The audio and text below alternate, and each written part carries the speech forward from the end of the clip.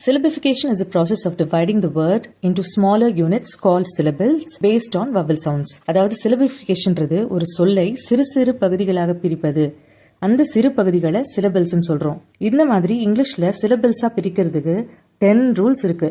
நமக்கு எந்த கன்ஃபியூஷனும் தேவையில்லை, எந்த ரூல்ஸும் தெரிய தேவையில்லை. தமிழ் மெய்யெழுத்துக்கள் தெரிச்சா போதும் syllables ஈஸியா பிரிச்சிடலாம். அந்த சூப்பர் ஷார்ட்கட்டை இப்ப சொல்லித்தரேன் பாருங்க.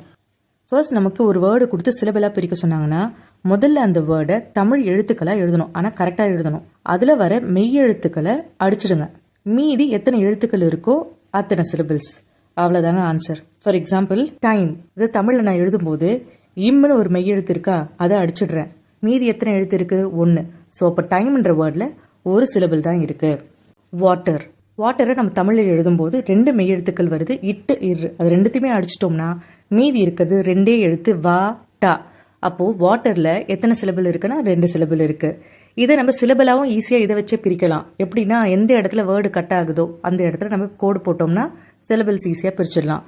இப்போ வா, WA வா, TER டர். So 2 syllables. இன்னொரு எக்ஸாம்பிள் என்கரேஜ். என்கரேஜ் என்ற வேர்டை தமிழ்ல எழுதும் போது அதுல இருக்கிற மெய்யெழுத்துக்களான இன் இஜ் அடிச்சிட்டனா மீதி 3 எழுத்து இருக்கு. ஸோ என்கரேஜ் என்ற வார்த்தையில மொத்தம் 3 சிலபிள் இருக்கு. மெய்யெழுத்துக்களை வச்சு சிலபிள்ஸ் எப்படி பிரிக்கிறது அப்படின்றத நம்ம பார்த்துட்டோம். இப்போ இந்த சிலபிள்ஸுக்கு சில ஸ்பெஷல் நேம்ஸ் இருக்கு. Based on the number of syllables they can be classified into 6 types. இந்த பேருங்களை மட்டும் ஞாபகம் வச்சுக்கோங்க. மோனோ அப்படின்னா 1, பைனா 2, ட்ரைனா 3, டெட்ரானா 4, பென்டானா 5, பாலி அப்படின்னா நிறைய 6 அதுக்கு மேலேயோ சிலபிள்ஸ் இருந்துச்சுன்னா அது பாலி.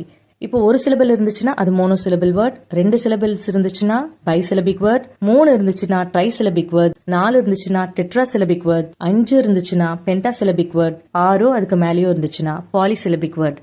இந்த டிப் உங்களுக்கு ரொம்ப ஹெல்ப்ஃபுல்லா இருந்திருக்கும்னு நினைக்கிறேன். இப்போ மெய் எழுத்துக்களை வச்சு சிலபிள் கண்டுபிடிச்சோம் இல்லையா, அதே போல உயிர் எழுத்துக்களை வச்சு ஆர்டிகல்ஸை கண்டுபிடிச்சிடலாம். அது எப்படின்னு நெக்ஸ்ட் பார்க்கலாம். ஆர்டிகல்ஸ் இங்கிலீஷ் எக்ஸாமுக்கு ஈஸியாவும் ஃபாஸ்டாவும் படிக்க இந்த மாதிரியான கிராமர் லெசன்ஸுக்கு கீழே லிங்க்ல இருக்க வீடியோவை பாருங்க.